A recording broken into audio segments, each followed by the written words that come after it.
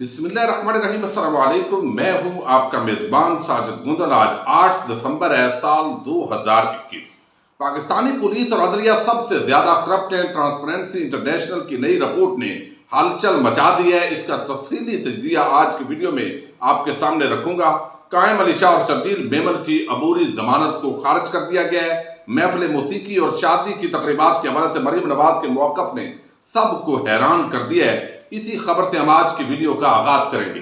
مریم نواز کے بیٹے جنید صفدر کی شادی، اور ہم نے دیکھا کہ لندن کے اندر ان کے نکاح کی تقریب ہوئی۔ ایک بڑا مہنگا ہوٹل تھا، وہاں پر انہوں نے تقریب کی، اور اس کے بعد ان کے جو کارکنان تھے ان کو اس ہوٹل کے اندر داخل ہونے کی اجازت نہیں تھی، اور وہ باہر سیکیورٹی کے فرائض سر انجام دے رہے تھے۔ پاکستان کے اندر بھی یہ دعویٰ کیا گیا کہ شریف خاندان بڑی سادہ تقریبات کر رہا ہے، اور آج کیپٹن ریٹائر صفدر نے بھی اس خواہش کا اظہار کیا، لیکن 10-12 دن پہلے ہی اس شادی کی تقریبات کا آغاز کر دیا گیا ہے۔ جاتی عمرہ کے اندر ہم نے دیکھا مریم نواز بھی گانے گا رہی ہیں، اور دوسری طرف حمزہ شہباز بھی گانے گا رہے ہیں، اور مختلف خواتین اور مرد اس محفل موسیقی کو انجوائے کر رہے ہیں۔ اور ابھی ثانیہ سیالکوٹ کو 72 گھنٹے بھی نہیں گزرے اور اس طرح کی تقریبات کا آغاز کیا گیا۔ اب جب مختلف سوشل میڈیا پر اس حوالے سے اپنے رائے کا لوگوں نے اظہار کیا، تو اس کو کاؤنٹر کرنے کے لیے اس پر پہلا موقف مریم نواز کی طرف سے آیا ہے۔ اگرچہ انہوں نے چپ کی ہوئی تھی، لیکن اب انہوں نے چپ کا جو روزہ رکھا تھا اس کو توڑ دیا ہے۔ وہ کہتی ہیں کہ my son's wedding is a private family affair. I like all mothers deserve a chance to celebrate the occasion without attracting political commentary. اب وہ کہتے ہیں کہ ہر ماں جو ہے اس کی ظاہر ہے بیٹا ہوتا ہے، اور بیٹے کی جو شادی ہے یہ اس کا فیملی اور پرائیویٹ میٹر ہے، لہذا اس پر میں پولیٹیکل کمنٹری نہیں چاہتی۔ اس کے ساتھ انہوں نے کہا کہ میں تمام میڈیا پرسنل سے ریکویسٹ کرتی ہوں کہ آپ اس معاملے کو فیملی ریسپیکٹ کے تناظر کے اندر جو ہے وہ دیکھیں، اور یہ پرائیویسی کا معاملہ ہے۔ آپ سب کا بہت شکریہ، اس طرح کے تبصرے تجزیے اس میرے بیٹے کی شادی کی تقریب پر مت کیجیے۔ اب یہاں پر جو ہے بہت سارے سوالات کھڑے ہو گئے، چونکہ جو لیڈر کی زندگی ہوتی ہے، جو دعوے دار ہوتے ہیں کہ ہم لیڈر ہیں، ہم سیاستدان ہیں، ہم اس قوم کو لیڈ کرتے ہیں، تو ان کی زندگی پرائیویٹ نہیں ہوتی۔ یہ ایک بڑا ڈیبیٹیبل کویسچن ہے، کیونکہ ان کا جو اجتماعی اخلاق ہے، کردار ہے، اس کی بنیاد پر ان کو لیڈر یا سیاستدان کنسیڈر کیا جاتا ہے۔ اب ہم دیکھ رہے ہیں کہ کس طریقے سے یہاں پر یہ منافقانہ طرز عمل ہے، اور دوسری طرف وزیر اعظم عمران خان کی اہلیہ ہیں، وہ پردہ دار خاتون ہیں، گھر بیٹھی ہوئی ہیں، نہ انہوں نے کبھی کسی کا جواب دیا نہ بیان دیا، لیکن ان کو ٹارگٹ کس نے کیا؟ مریم نواز نے۔ مریم نواز کے حوالی صحافیوں نے ایک پورا پراپیگنڈا کیا، لیکن وہاں پر کوئی شرم اور کوئی حیا کسی کو نہیں آتی۔ یہاں ہم نے یہ بھی دیکھا کہ وزیر اعظم کی جو اہلیہ ہے، ان کی جو ہمشیرہ ہے، وہ اپنے معاملات چلا رہی ہیں، لیکن اس کو بھی خاص طور پر ٹارگٹ کیا گیا، چونکہ وہ وزیر اعظم عمران خان کی ہمشیرہ ہے۔ لیکن اب یہاں پر یہ پرائیویٹ معاملہ ہو گیا۔ اس پر عثمان سعید بصرہ نے بڑا زبردست ایک تبصرہ کیا ہے۔ وہ کہتے ہیں کہ عمران خان کی بیوی سیاست میں ہے، نہ کسی معاملے کا حصہ ہے، اس کی ذات پر اخلاق باختہ حملے، بہتان، جھوٹے الزامات لگوانے۔ کبھی سوچا کہ نجی معاملہ پرائیویسی کیا ہوتی ہے؟ اپنے سوشل میڈیا کو خان کی بہنوں پر کیچڑ اچھالنے کے لیے استعمال کرنا تمہارا کون سا استحقاق ہے؟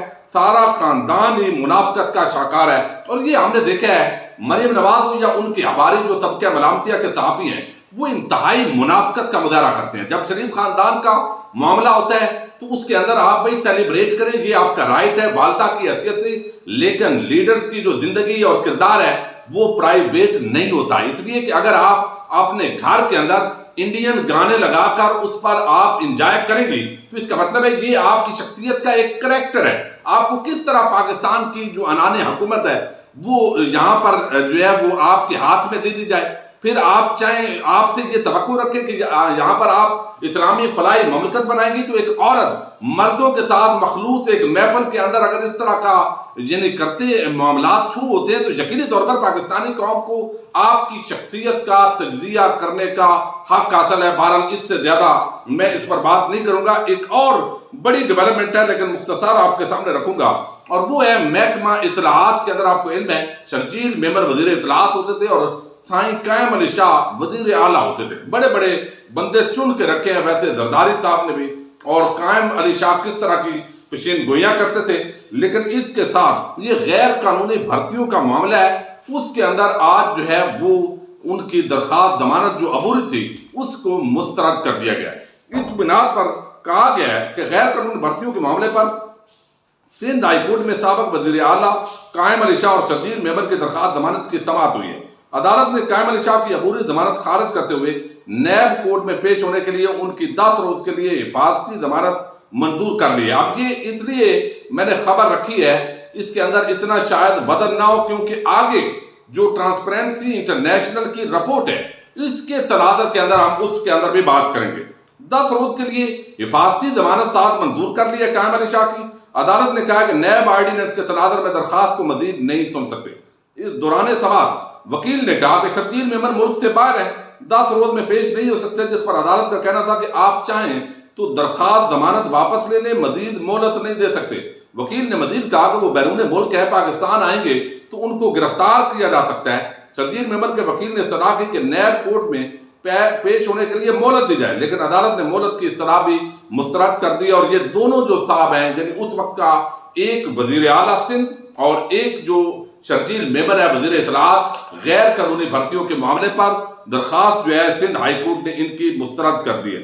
اب یہاں پر جو ہے یہ دیکھنا ہے کہ یہ کیا ان کی درخواست ضمانت منظور نہیں ہوگی؟ نہیں، یعنی آپ کے لیے یہاں احتساب عدالت ہو، اوپر ہائی کورٹ ہو، سپریم کورٹ ہو، کہیں نہ کہیں سے ان کی ضمانت ہو جاتی ہے۔ ہم نے یہ دیکھا ہے کہ اس ملک کے اندر احتساب کے نام پر جو قومی چور، ڈاکو، لٹیرے، جنہوں نے اربوں کھربوں روپے کی کرپشن کی ہے، ان کے حوالے سے اور ایک عام آدمی کے لیے عدالت کے اندر واقعتاً ایک دوہرا معیار ہے۔ لیکن پہلے میں آپ کے سامنے ٹرانسپیرنسی انٹرنیشنل کی وہ رپورٹ پیش کرنے لگا ہوں جس کے اندر کچھ سوالات اٹھائے گئے ہیں اور پولیس اور عدلیہ کو کرپٹ ترین ادارہ قرار دیا گیا ہے۔ لیکن یہ آپ کو علم ہے بیرونی ایجنڈا بھی ہو سکتا ہے۔ ٹرانسپیرنسی انٹرنیشنل کئی مرتبہ ایسے کام کرتی ہے جو طبقہ ملامتیہ کے صحافی اس کو فیڈ کرتے ہیں اور ایک خاص قسم کا ماحول انہوں نے بنانا ہوتا ہے، لیکن یہ ایک پبلک پرسیپشن تو ہے۔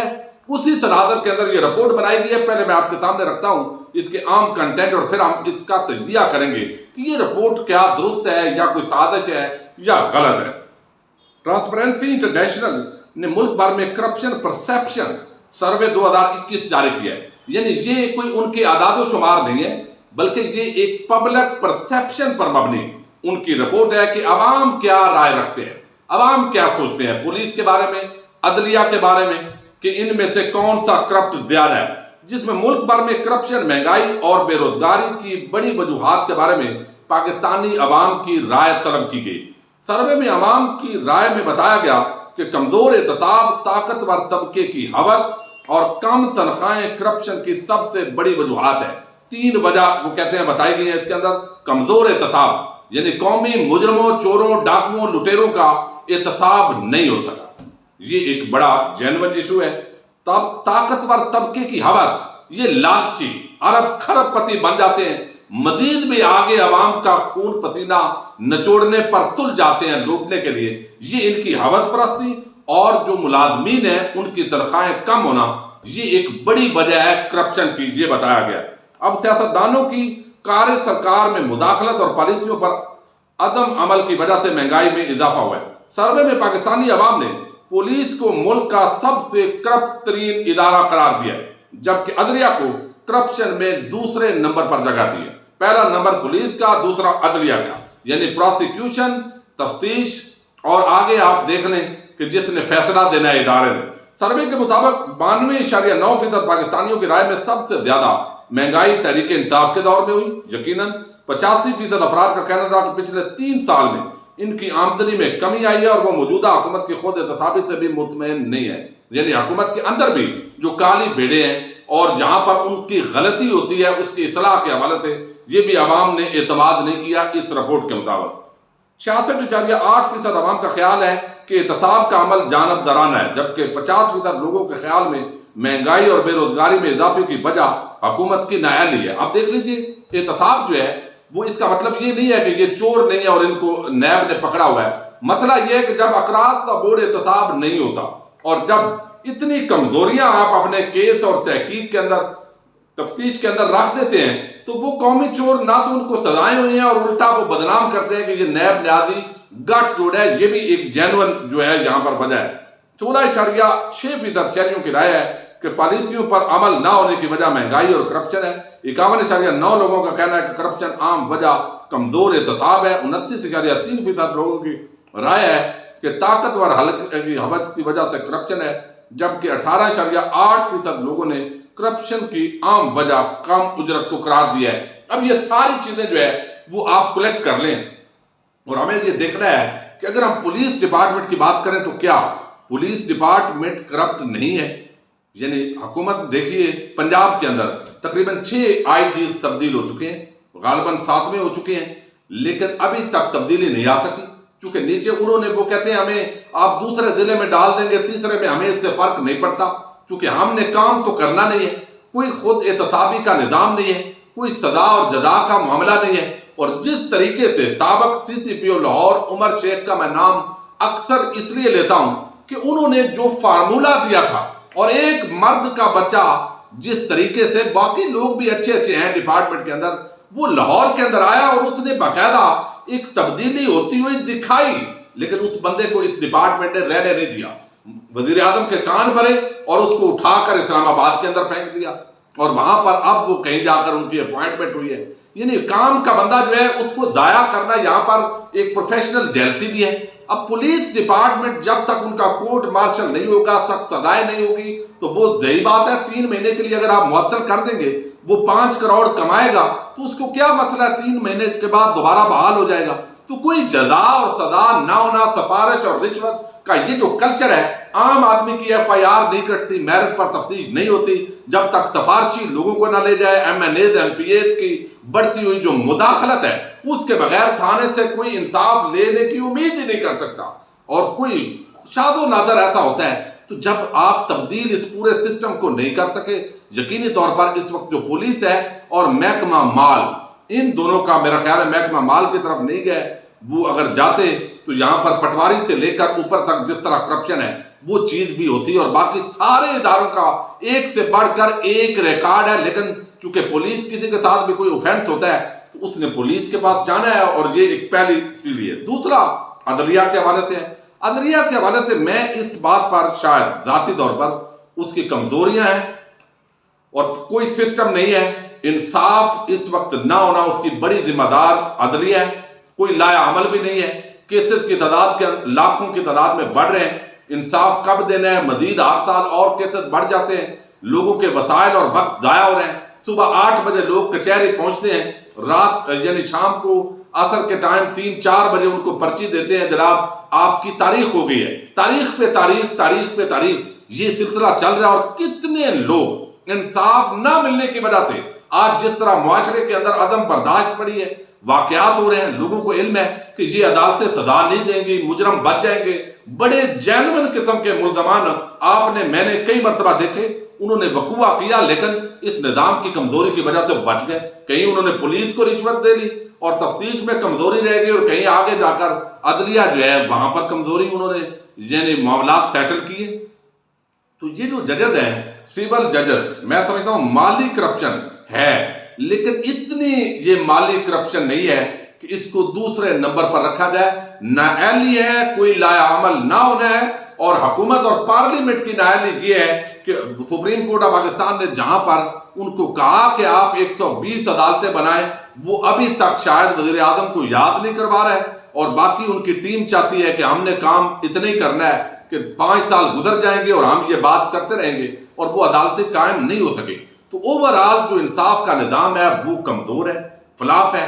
इस हद तक जो पब्लिक परसेप्शन है वो दुरुस्त है कि अदालतों से इंसाफ नहीं मिलता।